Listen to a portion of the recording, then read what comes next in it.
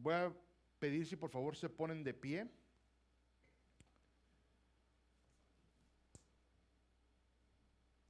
Vamos a dar lectura a nuestra sección del día de hoy en el libro de Malaquías.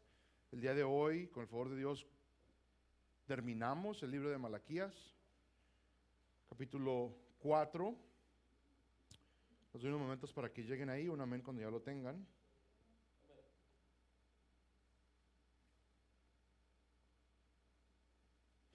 ¿Estamos listos, hermanos? Malaquías 4, versículo 1 en adelante. Porque he aquí viene el día ardiente como un horno, y todos los soberbios y todos los que hacen el mal serán como paja. Y el día que va a venir les prenderá fuego, dice el Señor de los ejércitos, que no les dejará ni raíz ni rama. Mas para vosotros que teméis mi nombre, se levantará el sol de justicia con la salud en sus alas. Y saldréis y saltaréis como terneros del establo. Y hollaréis a los impíos, pues ellos serán ceniza bajo las plantas de vuestros pies el día en que yo actúe, dice el Señor de los ejércitos. Acordaos de la ley de mi siervo Moisés, de los estatutos y las ordenanzas que yo le ordené en Horeb para todo Israel. He aquí, yo os envío al profeta Elías, antes que venga el día del Señor, día grande y terrible. Él hará volver el corazón de los padres hacia los hijos y el corazón de los hijos hacia los padres, no sea que venga yo y hiera la tierra con maldición.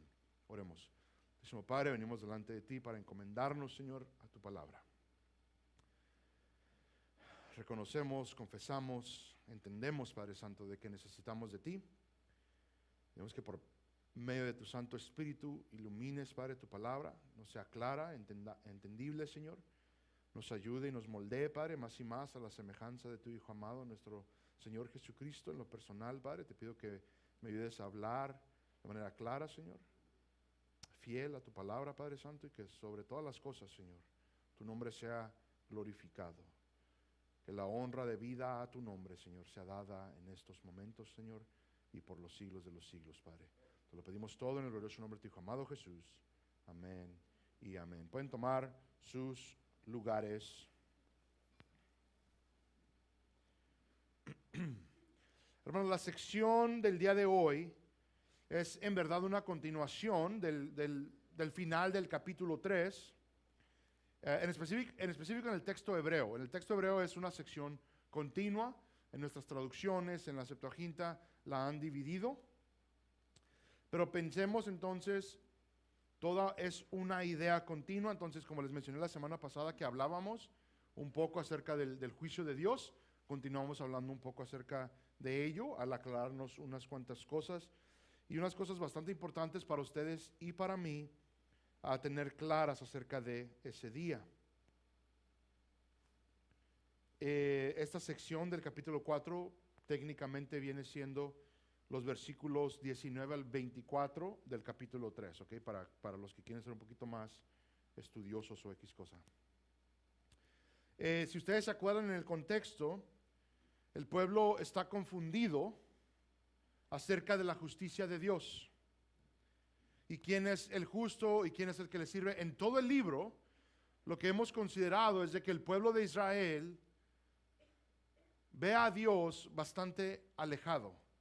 Ha considerado o ha concluido, disculpen, que tal vez Dios ya no le importa su justicia, a Dios ya no le importa quién hace el bien y quién hace el mal. Entonces el libro de Malaquías ha sido un llamado de atención al pueblo a que reconsideren su estado espiritual, a que reconsideren lo que es la verdad, las promesas de Dios y también su juicio.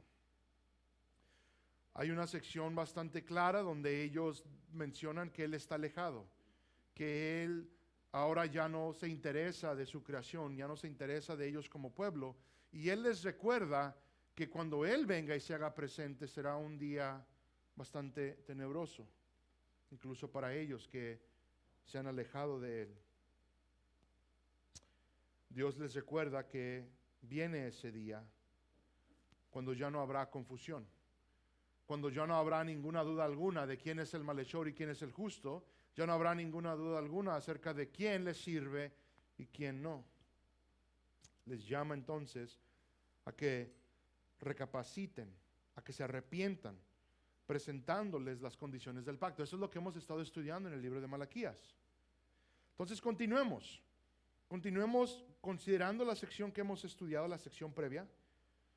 Noten entonces las primeras frases. Porque he aquí. Este por qué, una vez más, nos conecta a la sección previa. Nos aclara una vez más la verdad que viene el día del Señor. Porque he aquí viene el día. Cuando hablamos del día, nos está una vez más señalando hacia atrás al día del que previamente se estaba hablando. Pero incluso es una frase que a continuo vemos en el Antiguo Testamento y el Nuevo Testamento, que nosotros conocemos como el día del Señor. Ahora, el día del Señor para nosotros tiene varias definiciones dependiendo del contexto. Por ejemplo, hoy es el día del Señor. Entonces, en algunos contextos se habla del día del Señor como el día en el que los santos se reúnen para adorarle. También existe el día del Señor en el sentido del Antiguo Testamento, como vimos la semana pasada y hemos visto un poco, donde los profetas lo veían como su venida, que ahora ustedes y yo entendemos está dividida en dos. El primer advenimiento se considera el día del Señor. Aquí habla de ello en parte, pero en verdad, después de esa aclaración, cuando viene Jesucristo, se nos aclara que en realidad el día grande y terrible del Señor viene siendo su segunda venida, cuando Él viene ya en juicio para la conclusión de toda la historia de la redención. ¿Qué día? El día del Señor. Ese es el día en el cual estamos hablando. Ahora, los profetas hablan mucho acerca de este día. Les voy a leer algunas citas. Inmediatamente las cosas se ponen solemnes, inmediatamente las cosas se ponen bastante peculiares en el sentido de que la palabra de Dios nos es bastante clara lo que es ese día. Isaías 63, versículo 1 al 6. ¿Quién es este que viene de Edom? De Bosra, con vestiduras de colores brillantes, majestuoso en su ropaje, que marcha en la plenitud de su fuerza. Soy yo que hablo en justicia, poderoso para salvar. ¿Por qué es rojo tu ropaje y tus vestiduras como las del que pisa en el lagar? El lagar lo he pisado yo solo.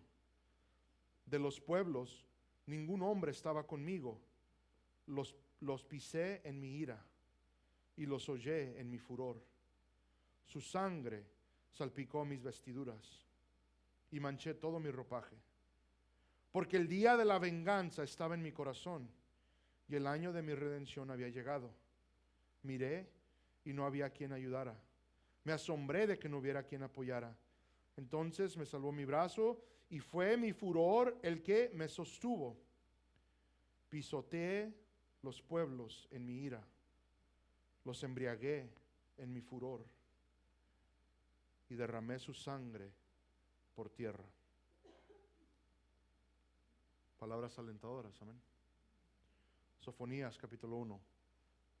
Palabra del Señor que vino a Sofonías, hijo de Cusí, hijo de Gedalias, hijo de Amarías, hijo de Ezequías, en los días de Josías, hijo de Amón, rey de Judá. Eliminaré por completo todo de la faz de la tierra, declara el Señor. Eliminaré hombres y animales. Eliminaré las aves del cielo y los peces del mar, y haré tropezar a los impíos. Extirparé al hombre de la faz de la tierra, declara el Señor. Extenderé mi mano contra Judá y contra todos los habitantes de Jerusalén. Cortaré de este lugar al remanente de Baal y los nombres de los ministros idólatras junto con sus sacerdotes, a los que se postran en las terrazas ante el ejército del cielo, a los que se postran y juran por el Señor y juran también por Milcom, a los que han dejado de seguir al Señor y a los que no han buscado al Señor ni le han consultado. Calla delante del Señor Dios, porque el día del Señor está cerca, porque el Señor ha preparado un sacrificio, ha consagrado a sus invitados, y sucederá que en el día del sacrificio del Señor castigaré a los príncipes, a los hijos del rey y a todos los que visten ropa extranjera. Aquel día castigaré a todos los que saltan sobre el umbral, a los que llenan la casa de su Señor de violencia y de engaño. Y habrá aquel día, declara el Señor, gritos de auxilio desde la puerta del pescado y gemidos desde el segundo distrito y gran estruendo desde las colinas. Gemid, habitantes del mortero, porque será silenciado todo el pueblo de Canaán, exterminados todos los que pesan plata. Y sucederá en aquel tiempo que yo escudriñaré a Jerusalén con lámparas y castigaré a los hombres que reposan como el vino en sus heces, los que dicen en su corazón, ni bien ni mal hará el Señor. Sus riquezas se convertirán en despojos y sus casas en desolación. Edificarán casas, mas no las habitarán. Plantarán viñas, mas no beberán su vino. Cercano está el gran día del Señor, cercano y muy próximo. El clamor del día del Señor es amargo. Allí gritará el guerrero. Día de ira aquel día, día de congoja y de angustia, día de destrucción y desolación, día de tinieblas y lombreguez, día nublado y de densa oscuridad, día de trompeta y grito de guerra contra las ciudades fortificadas y contra los torreones de las esquinas. Traeré angustia sobre los hombres y andarán como ciegos, porque han pecado contra el Señor. Su sangre será derramada como polvo y su carne como estiércol. Ni su plata ni su oro podrán librarlos en el día de la ira del Señor, cuando por el fuego de su celo toda la tierra sea consumida, porque Él hará una destrucción total y terrible de todos los habitantes de la tierra. Son palabras que no queda mucha imaginación, que no queda claro, amén. Pablo dice lo siguiente acerca de este mismo día, en el libro de Romanos capítulo 2, versículos 5 al 9. Mas por causa de tu terquedad y de tu corazón no arrepentido, estás acumulando ira para ti en el día de la ira y de la revelación del justo juicio de Dios, el cual pagará a cada uno conforme a sus obras. A los que por la perseverancia en hacer el bien buscan gloria, honor e inmortalidad, vida eterna. Pero los que son ambiciosos y no obedecen a la verdad, sino que obedecen a la injusticia, ira e indignación. Habrá tribulación y angustia para toda alma humana que hace lo malo, el judío primeramente y también el griego. El día grande y terrible del Señor nos habla un día de juicio.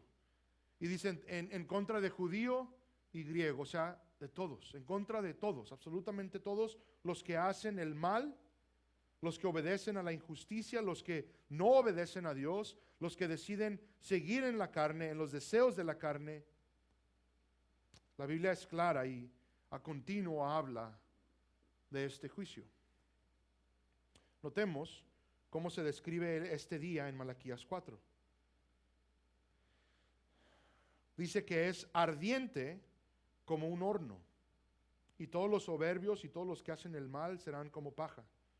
Y el día que va a venir les prenderá fuego, dice el Señor de los ejércitos, que no les dejará ni raíz ni rama. Es una destrucción completa. El profeta habla de analogía agrícola. Los malhechores, dice, serán como paja. Ahora, ¿qué es la paja? ¿O cómo es de que es importante para nosotros el día de hoy entender que habla de paja? Bueno, es que en realidad es algo que arde fácilmente. Ahora notemos que son destruidos por completo. No, dice que no dejará ni raíz ni rama. O sea, no volverá a prender o a regresar a vida. Habla de una destrucción no solo completa, sino que perpetua.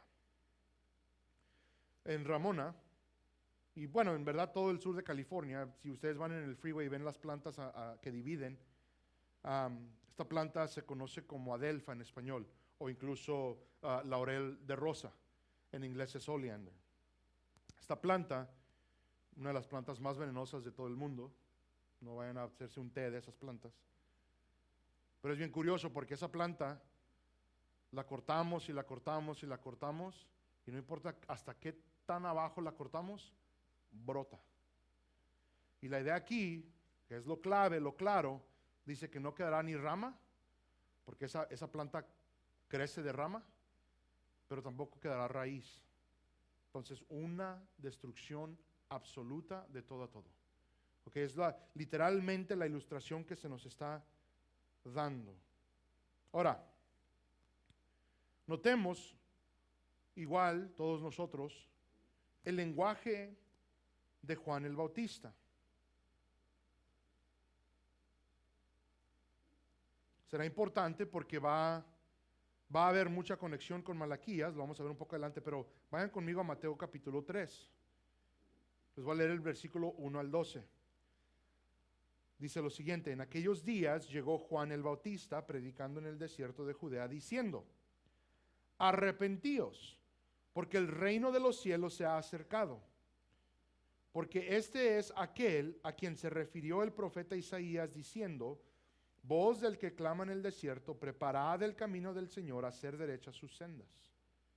Y él, Juan, tenía un vestido de pelo de camello y un cinto de cuero a la cintura, y su comida era de langostas y miel silvestre. Acudía entonces a él Jerusalén, toda Judea y toda la región alrededor del Jordán, y confesando sus pecados eran bautizados por él en el río Jordán.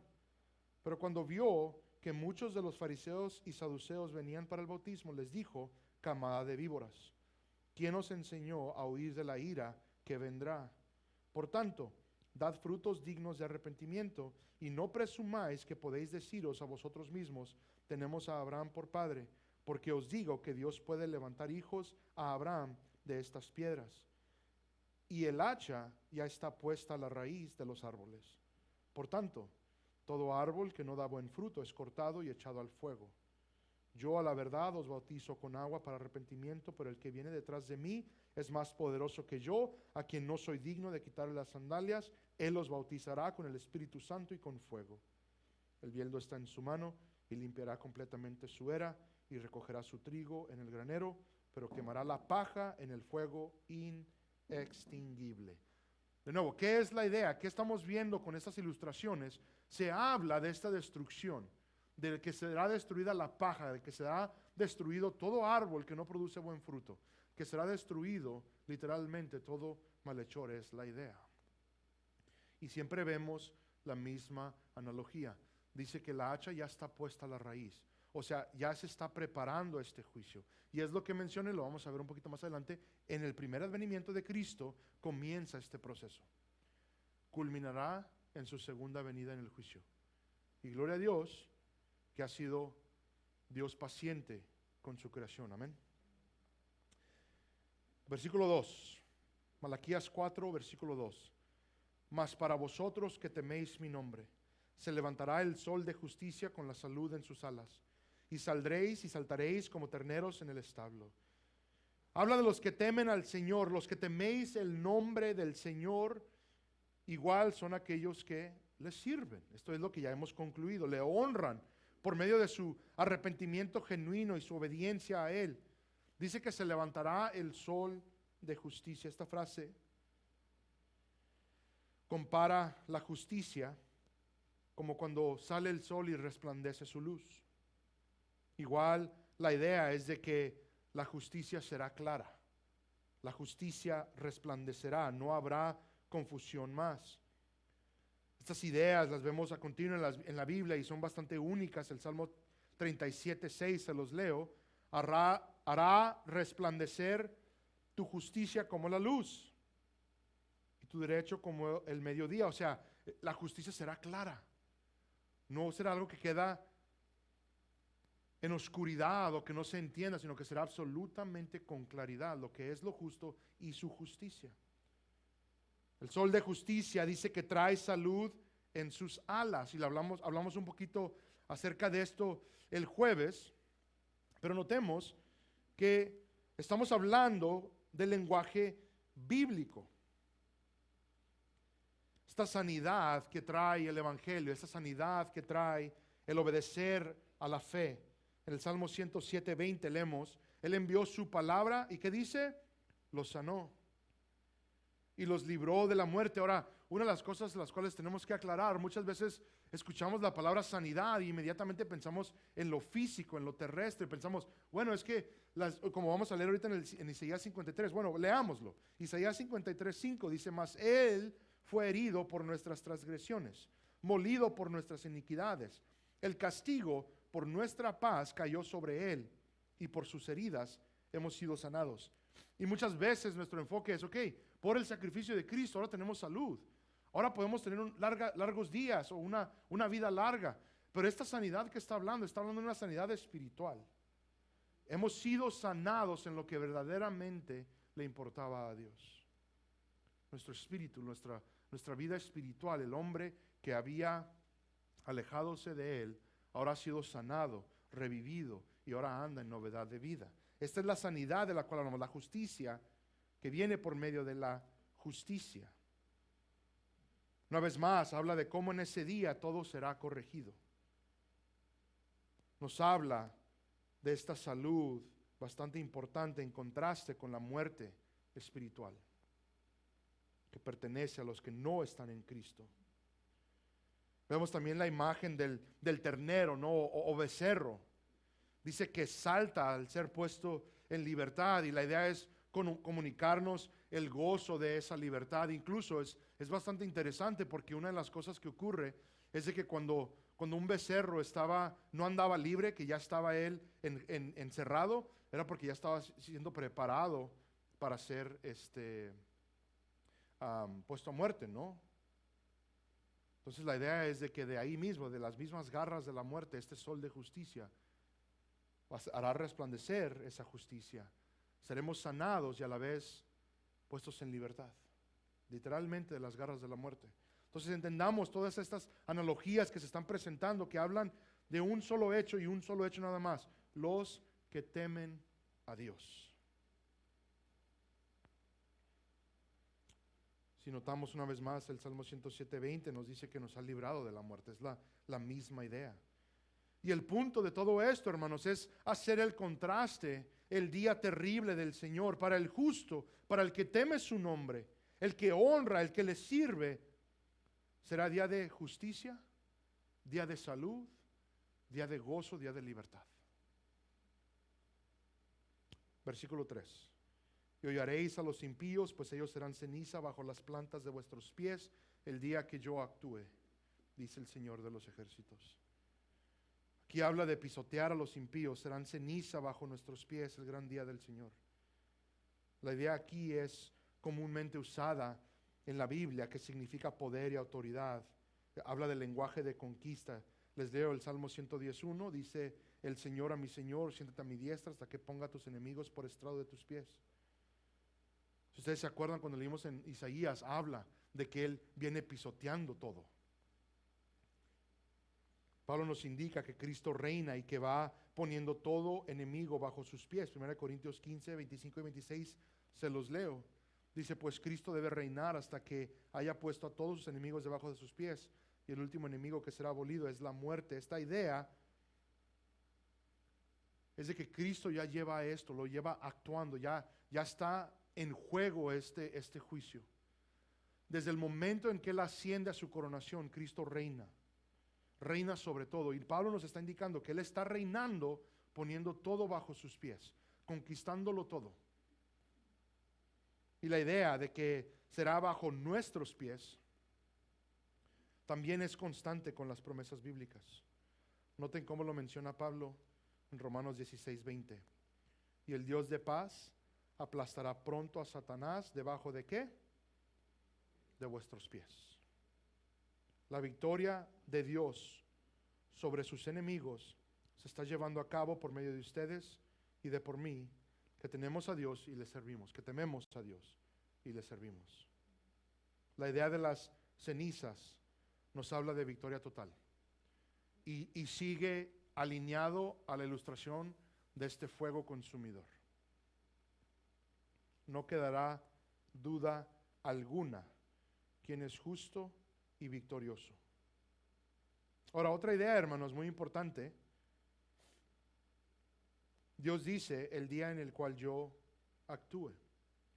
A Dios se le ha acusado de que ahora ya no está entre medio de su creación, que Él está desconectado, que Él ya no le importan estas cosas. Y una vez más usa ese lenguaje, o sea, voy a actuar y será evidente. Y cuando actúe, no quedará ninguna duda alguna, pero igual nos habla de ese lenguaje aterrador, de que todo estará como ceniza bajo nuestros pies.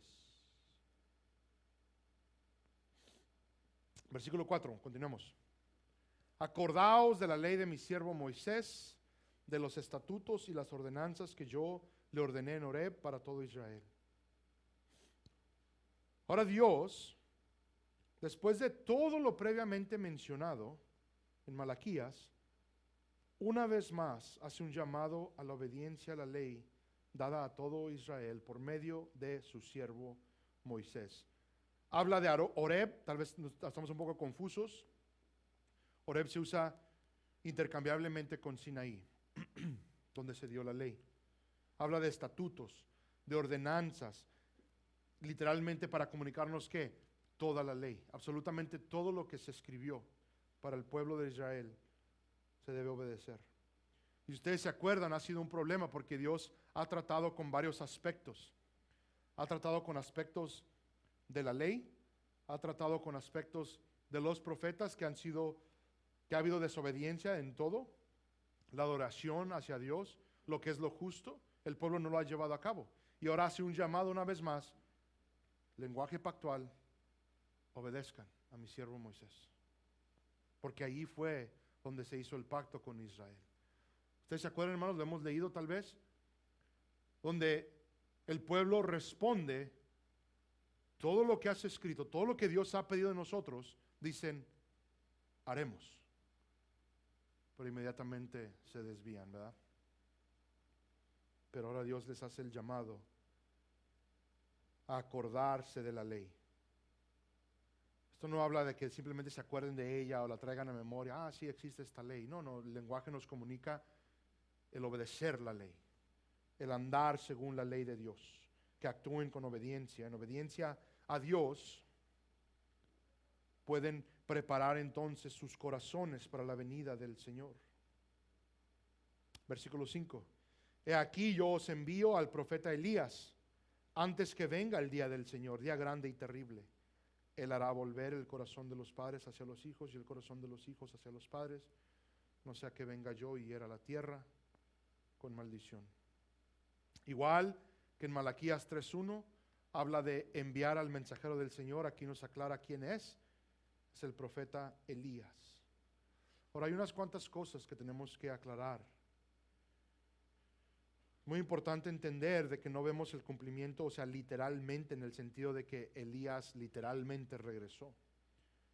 Pero la idea que vemos es el cumplimiento como del espíritu de Elías, o en el sentido de que se hace una comparación entre los dos profetas que harían el mismo ministerio, que llevarían a cabo lo mismo que se hizo, igual como Elías en el tiempo donde el pueblo había rechazado a Dios y servía a otros dioses. Y Elías es enviado ¿a qué? A corregir al pueblo, a demostrarles con poder el Dios verdadero, el cual les pertenece. Lo mismo haría Juan el Bautista.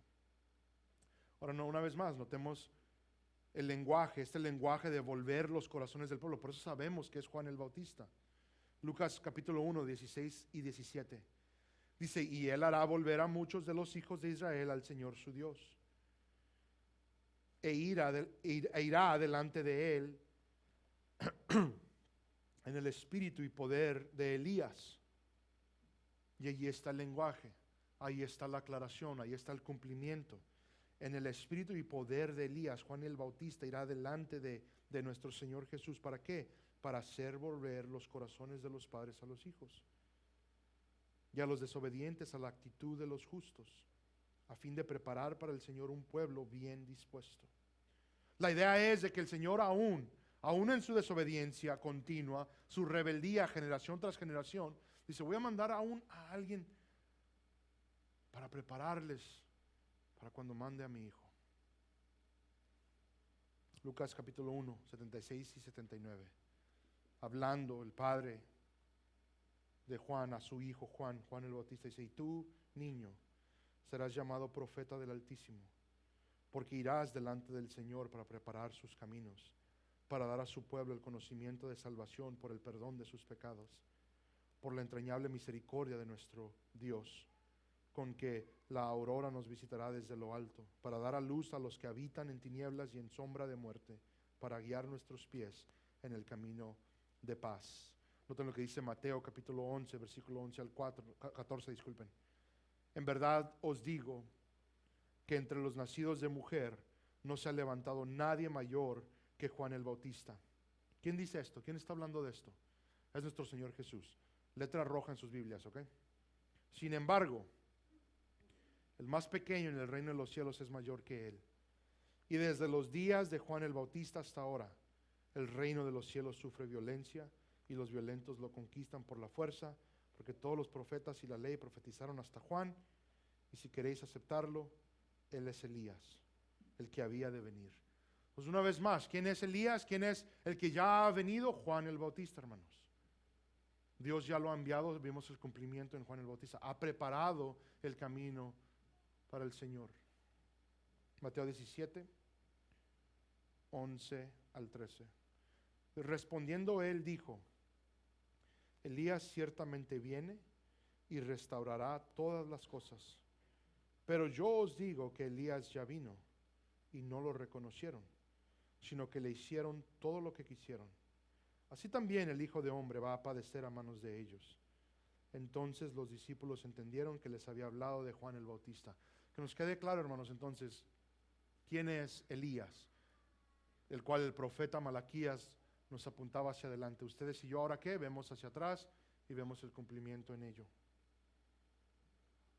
Notemos que habla de que vendrá antes del día grande y terrible del Señor. Esta es una cita que igual vemos en Joel 2:11. El Señor da su voz delante de su ejército, porque es inmenso su campamento, porque poderoso es el que ejecuta su palabra. Grande y terrible es en verdad el día del Señor. ¿Y quién podrá soportarlo? Una pregunta que ya vimos antes en el libro de Malaquías, una pregunta retórica, una pregunta en la cual ustedes y yo deberíamos de conocer fielmente la respuesta. La respuesta está diseñada a indicarnos de que nadie puede soportar el gran día y terrible del Señor. El grande y terrible día del Señor. Joel 2:31, el sol se convertirá en tinieblas y la luna en sangre antes que venga el día del Señor, grande y terrible. Ahora de nuevo, hermanos, una cosa que vuelvo a aclarar es de que estamos hablando de dos venidas. En esto tenemos que reconocer, como ya previamente mencioné, de que muchas veces no hay distinción clara en los profetas del Antiguo Testamento en referencia a la venida del Señor. Literalmente los profetas hablaban del día grande y terrible del Señor, hablaban de la venida del Señor, hablaban del día del Señor. Y el lenguaje que se nos comunica nos da la indicación de que tal vez era una venida, de que tal vez era una vez que Él iba a venir. Entre más va progresando todo, empezamos a ver que se empieza a señalar que hay un día en el cual viene, hay un día en el cual viene. Y después entendemos por medio de los profetas que estamos hablando del primer advenimiento y el segundo advenimiento, la segunda venida de nuestro Señor. La primera, les aclaro una vez más, cuando Cristo vino por primera vez, dice Él que vino a salvar, pero igual dice que vino ¿a qué? A traer espada, a traer la espada. Inicia el juicio de Dios en contra de todo incrédulo, que culminará entonces en el día grande y terrible del Señor, en el día del juicio. Ahora, hermanos, la obediencia a la fe es el requisito de Dios.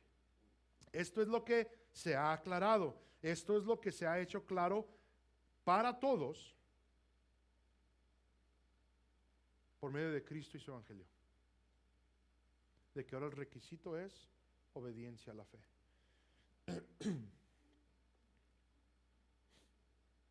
Igual como vemos en Malaquías, y aclara que si no obedecemos a la fe, vendrá con maldición sobre ellos.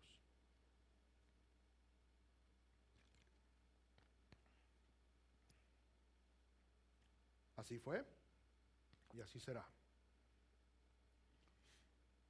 Después de esto, hermanos, hay un por medio de más o menos 400 años de silencio completo. Ningún otro profeta, ninguna otra palabra de Dios. Pasan muchas cosas. Dios no estaba ausente. Fue preparando todo para que Cristo viniera. Pero el siguiente profeta de Malaquías fue Juan el Bautista, indicándonos a ustedes y a mí que comienza el fin. ¿Ok? Literalmente el día del Señor vino y ahora vendrá. Lo esperamos. Ese día grande y terrible. Y fue grande y terrible para la nación de Israel. Aquí es donde muchas veces consideramos lo que hablamos del doble cumplimiento de profecías y cosas así. Pero, hermanos, lo que se habló al pueblo de Israel, cuando hablamos de lenguaje pactual, hablamos de una exclusividad, ¿no?, del pueblo. Entonces Él está tratando con el pueblo, su pueblo, pueblo judío, de que vendrá y maldecirá la tierra. Y eso es entonces lo que vemos muy pronto después de que los apóstoles son echados de Jerusalén por rechazar el evangelio, por rechazar a Cristo. Pero noten que el lenguaje incluye todo pueblo y toda nación. Entonces vemos cómo se cumplen. Hay una dualidad, creo que se dice, o sea, literalmente dos maneras en las cuales vamos a ver cumplimiento. Literalmente, hermanos, así concluimos el libro de Malaquías.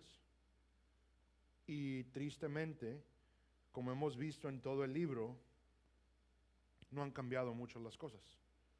Nos encontramos en el mismo contexto, rodeados de incrédulos que ofenden a Dios a continuo sin entender que Él es justo y que se vengará. No solo eso, hermanos, no es el único mensaje, no es la única verdad, sino que también Malaquías en realidad nos habla de un mensaje de misericordia. Que no se nos olvide, hermanos, que esta corrección en el libro de Malaquías es con un llamado a arrepentirse, a volver a temerle y que con reverencia sirvan al Señor. Y si aún no fuera suficiente el llamado continuo, profeta tras profeta, el lenguaje tan fatal de destrucción, de venganza, de retribución por parte de Dios, si aún no fuera eso suficiente, Malaquías nos apunta específicamente al día del Señor, por el cual Elías sería enviado antes. Una de las cosas que esto nos hace claro, que nos comunica, que es de bastante aliento para los que ahora podemos ver hacia atrás, es de que Dios se iba a encargar de que la responsabilidad de cumplir todo lo que Él pide fuera satisfecho por su Hijo. Malaquías nos habla de que enviará a Elías antes del gran día del Señor, que va a preceder, ¿no?, a Jesucristo, a nuestro Señor Jesús. Y entonces, ¿qué hace nuestro Señor Jesús? No hubo ni cambio, no hubo ni ajustes, todo fue según el plan de Dios, como los profetas habían señalado que vendría. La solución de Dios para la rebeldía de su pueblo era recordarles que Él mismo se encargaría de su salvación. Para recordarles, aunque no lo creen, que Él es justo y que Él es fiel. Por su fidelidad no han sido destruidos. Es el mensaje de Malaquías. Tenemos nosotros tal vez una tendencia a siempre enfocarnos en el juicio, enfocarnos en lo que Dios advierte y obviamente son cosas serias. No las vamos a hacer a un lado, nada de ello. Pero perdemos el enfoque de que a continuo les ha llamado la atención. Volvaos a mí, dice, ¿verdad? Dice, por mi fidelidad no han sido destruidos. Por la fidelidad a Jacob no han sido destruidos. Y luego dice, enviaré a Elías. ¿Con qué propósito? ¿Con qué propósito? De que vuelvan su corazón. A continuo un mensaje de misericordia. Y hermanos, en Cristo vemos el cumplimiento de todo esto. Dios promete maldición por los pecados del pueblo, por los pecados del mundo, y vemos que Cristo se hace maldición por nosotros. Gálatas 3:13, voy rápido, hermanos. Cristo nos redimió de la maldición de la ley, habiéndose hecho maldición por nosotros, porque escrito está, maldito todo el que cuelga en un madero. Pablo literalmente lo conecta todo. Dios le dice a Malaquías, si sigues en tu pecado, si sigues como pecador, si sigues en desobediencia, enviaré maldición. Y a la vez dice, pero mi hijo será esa maldición por ustedes. La recibirá por completo. ¿Para qué? Para redimirlos. El requisito a la obediencia, Cristo la cumple por nosotros. Romanos 8:3. Pues lo que la ley no pudo hacer, ya que era débil por causa de la carne, ¿qué dice ahí, hermanos?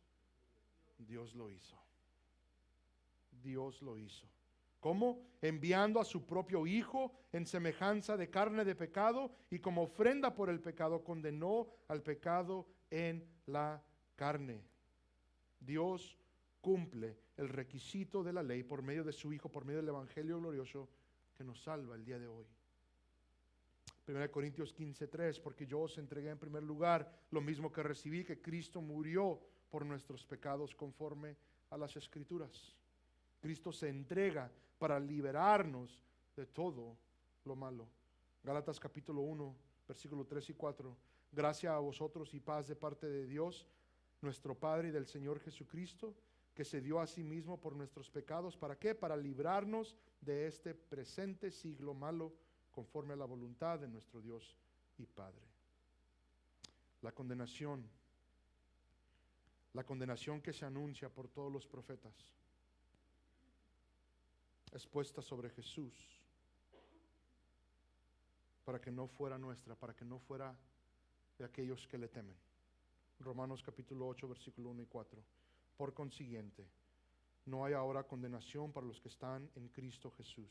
Versículo 2, porque la ley del Espíritu de vida en Cristo Jesús te ha libertado de la ley del pecado y de la muerte. Pues lo que la ley no pudo hacer, ya que era débil por causa de la carne, Dios lo hizo enviando a su propio Hijo en semejanza de carne de pecado, y como ofrenda por el pecado condenó al pecado en la carne, para que el requisito de la ley se cumpliera en nosotros, que no andamos conforme a la carne, sino conforme a ¿qué? Al Espíritu, temiendo a Dios, honrando a Dios, sirviendo a Dios. Y ahora por medio de su Espíritu tenemos la esperanza de ver el amanecer del nuevo día, donde resplandecerá el sol de justicia. Pues tienen su vista un poquito más abajo, el versículo 9 de Romanos 8. Sin embargo, vosotros no estáis en la carne, sino en el Espíritu, si en verdad el Espíritu de Dios habita en vosotros. Pero si alguno no tiene el Espíritu de Cristo, el tal no es de él. Y si Cristo está en vosotros, aunque el cuerpo esté muerto a causa del pecado, sin embargo el Espíritu está vivo a causa de la justicia. Pero si el Espíritu de aquel que resucitó a Jesús de entre los muertos habita en vosotros, él mismo que resucitó a Cristo Jesús de entre los muertos también dará vida a vuestros cuerpos mortales por medio de su Espíritu que habita en vosotros. Es la promesa del Espíritu. Que ahora ustedes y yo, en vez de tener la expectativa de maldición a la tierra, en vez de tener una expectativa de condición eterna, condenación eterna, por medio del Espíritu, ahora tenemos una esperanza viva, a una vida eterna, por medio de la resurrección, por el mismo poder que resucitó a nuestro Señor Jesucristo, tal como vimos en Malaquías. Malaquías 3, 16 y 17. Entonces los que temían al Señor se hablaron unos a otros, y el Señor prestó atención y escuchó, y fue escrito delante de él un libro memorial para los que temen al Señor, para que los que estiman su nombre, y ellos serán míos, dice el Señor de los ejércitos, el día que yo preparé mi tesoro especial, y los perdonaré como un hombre perdona al hijo que le sirve. Noten el cumplimiento que vemos en Cristo Jesús. Vayan conmigo a 1 de Pedro capítulo 1 versículo 17 en adelante. Y si invocáis, y ahí está la condición, si esto es lo que haces, si invocáis como Padre aquel que imparcialmente juzga según la obra de cada uno, conducíos en temor durante el tiempo de vuestra peregrinación, sabiendo que no fuisteis redimidos de vuestra vana manera de vivir, heredada de vuestros padres con cosas perecederas como oro o plata, sino con sangre preciosa, como de un cordero sin tacha y sin mancha, la sangre de Cristo. Porque Él estaba preparando desde antes de la fundación del mundo, pero se ha manifestado en los últimos tiempos por amor a vosotros, que por medio de Él sois creyentes en Dios, que le resucitó de entre los muertos y le dio gloria, de manera que vuestra fe y esperanza sean en Dios, para su gloria. Ahora posesión de Dios, como igual menciona Pedro un poquito más adelante en su carta. Vayan conmigo a 1 de Pedro capítulo 2 versículo 9 al 10. Pero vosotros sois linaje escogido, real sacerdocio, nación santa. ¿Qué dice ahí, hermanos? Pueblo adquirido ¿para qué? Para posesión de Dios. ¿Qué dice Dios? Dice, serán míos, serán mi posesión, míos. ¿El día qué? Que yo perdone, que preparó su tesoro. ¿Para qué? Para perdonar. A fin de que anunciemos las virtudes de aquel que os llamó de las tinieblas a su luz admirable.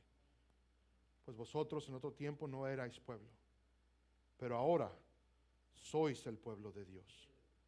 No habéis recibido misericordia, pero ahora habéis recibido misericordia. Todo tal y como se ha prometido por medio de las Escrituras. Segunda de Corintios capítulo 1, 20, un versículo que todos debemos atesorar. Pues tantas como sean las promesas de Dios en Él, o sea, en Cristo, todas son ¿qué, hermanos? Sí. Por eso también por medio de Él, amén, para la gloria de Dios por medio de nosotros. Hermanos, Pablo fue claro, toda promesa encuentra su cumplimiento en Cristo Jesús. Sigamos adelante temiendo a Dios y obedeciéndole como Él ha pedido.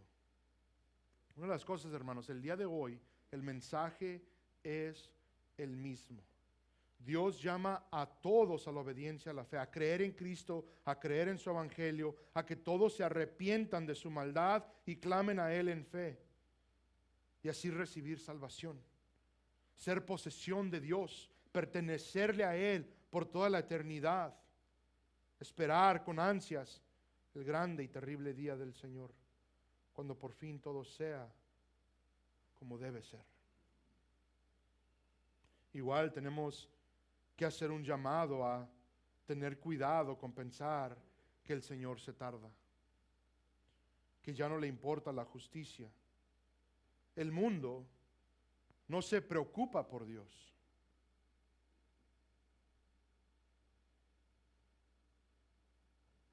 El incrédulo vive en paz.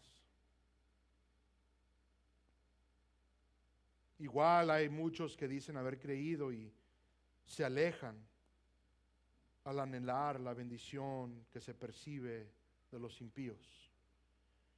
Todo es igual. Igual como en Malaquías, igual como en los profetas, como en el Antiguo Testamento, que Dios se revela, da grandes noticias, grandes promesas, y el pueblo continúa rechazando. El mundo es igual.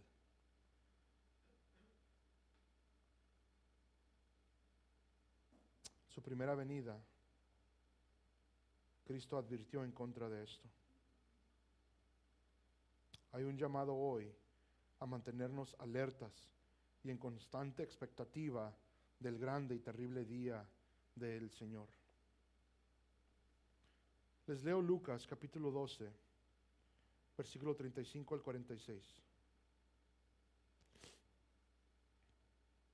Dice Cristo: estad siempre preparados y mantened las lámparas encendidas.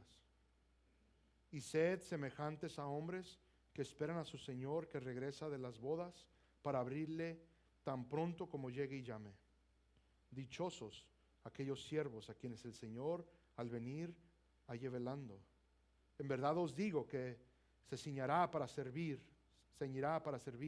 y los sentará a la mesa, y acercándose les servirá, y ya sea que vengan en la segunda vigilia o aún en la tercera y los halle así, dichosos son aquellos siervos. Podéis estar seguros de que si el dueño de la casa hubiera sabido a qué hora iba a venir el ladrón, no hubiera permitido que entrara en su casa. Vosotros también estad preparados, porque el Hijo del Hombre vendrá a la hora que no esperéis. Entonces Pedro dijo: Señor, ¿nos dices esta parábola a nosotros o también a todos los demás? Y el Señor dijo: ¿quién es, pues, el mayordomo fiel y prudente, a quien su Señor pondrá sobre sus siervos para que a su tiempo les dé sus raciones? Dichoso aquel siervo a quien cuando su Señor venga lo encuentre haciendo así. De verdad os digo que lo pondré sobre todos sus bienes. Pero si aquel siervo dice en su corazón: mi Señor tardará en venir, y empieza a golpear a los criados y a las criadas, y a comer y a beber y a embriagarse, el Señor de aquel siervo llegará un día cuando él no lo espera y a una hora que no sabe, y lo azotará severamente y asignará un lugar con los incrédulos. La palabra de Dios ha sido siempre serio con cuestiones de la fe, con cuestiones de la obediencia. Hermanos, en Cristo tenemos la obediencia que Él requiere. Pero la pregunta para ustedes y para mí, la pregunta para el mundo es si tenemos a Cristo. Si hemos creído en Cristo, si hemos confiado en Cristo. El punto es de que no juguemos con Dios. Si no crees en Cristo, te ruego a que consideres lo que la palabra fiel nos ha revelado. Que consideres la verdad de que Dios vendrá un día a ajustar las cuentas. No tardes más la salvación. Arrepiéntete y cree, o sufrirás la ira de Dios. Igual, creyente, afírmate en Cristo. Afírmate en el Evangelio, aférrate cada día más a Cristo nuestro Señor, confiando más y más en sus promesas fieles. No lleguemos a un punto donde pensamos de que yo ya creí, ya estoy bien, haré lo que yo quiero. Porque eso es equivalente literalmente a decir: mi Señor tardará. Y el llamado es a estar siempre en vigilia, a estar siempre alertas, siempre en obediencia, siempre sirviendo. Termino con esto. Segunda de Pedro capítulo 3, versículo 8 al 13. Pero amados, no ignoréis esto, que para el Señor un día es como 1000 años y 1000 años como un día. El Señor no se tarda en cumplir su promesa, según algunos entienden la tardanza, sino que es paciente para con vosotros, no queriendo que nadie perezca, sino que todos vengan al arrepentimiento. Pero el día del Señor vendrá como ladrón, en el cual los cielos pasarán con gran estruendo, y los elementos serán destruidos con fuego intenso, y la tierra y las obras que hay en ella serán quemadas. Puesto que todas estas cosas han de ser destruidas de esta manera, ¿qué clase de personas no debéis ser vosotros en santa conducta y en piedad? Esperando y apresurando la venida del día de Dios, en el cual los cielos serán destruidos por fuego y los elementos se fundirán con intenso calor. Pero según su promesa, nosotros esperamos nuevos cielos y nueva tierra, en los cuales mora la justicia. Tenemos un llamado a estar a la expectativa del día grande y terrible del Señor. Y Pedro nos dice que a luz de ello, al entender eso, al entender que Él aún viene, nos llama a conducta ¿qué? santa y a una vida de piedad, velando a la expectativa, esperando el día del Señor. Pongamos atención clara, hermanos, a estas advertencias. A obedecer a Dios, a obedecer la fe, a servirle, a temerle. Y esta idea de que no, pues es que aún no viene, que lleva esto, que lleva aquello. La Biblia nos es clara y nos aclara que esto es en misericordia por los que aún se han de salvar. Lo digo hoy, lo diré mañana si aún no es. Gloria a Dios por la paciencia de Dios hacia nosotros. La gloria sea a Él.